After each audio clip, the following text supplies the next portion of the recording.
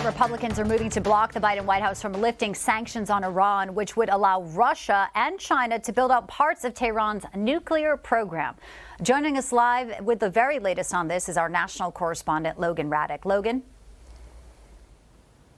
Well, Bianca, it's not only Republicans who are upset by the Iran talks. There's actually also a dozen House Democrats led by Elaine Luria and Josh Gottheimer who are in opposition to an Iran deal. But those Senate Republicans are making an effort to block the Biden administration from waiving any sanctions on Iran and also to reverse a waiver granted last month, allowing Iran to work with both China and Russia on its nuclear program. Now, Senator Ted Cruz, who's leading this effort in the Senate, tells the Washington Free Beacon, quote, "The Biden administration is dismantling sanctions and is aching to secure a new agreement with the Iranian regime that is even weaker than the original catastrophic Obama-Iran nuclear deal. The Biden administration is so committed to their deal that they are willing to make Iran a nuclear client for Putin, including work that amounts to a $10 billion subsidy for his war machine." Now, that $10 billion contract that Cruz is referring to is for a company called Rosatom. That is a Russia state-controlled firm that is working with Iran's nuclear program. But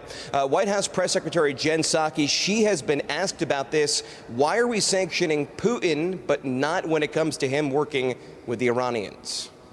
Why are we still having Putin's Russia broker the Iran nuclear deal talks? Well, I would say that it's not in our interest for Iran to acquire a nuclear weapon, and Russia is a member of the P5+1. So that is pursuit of a deal that would be in our national security interests.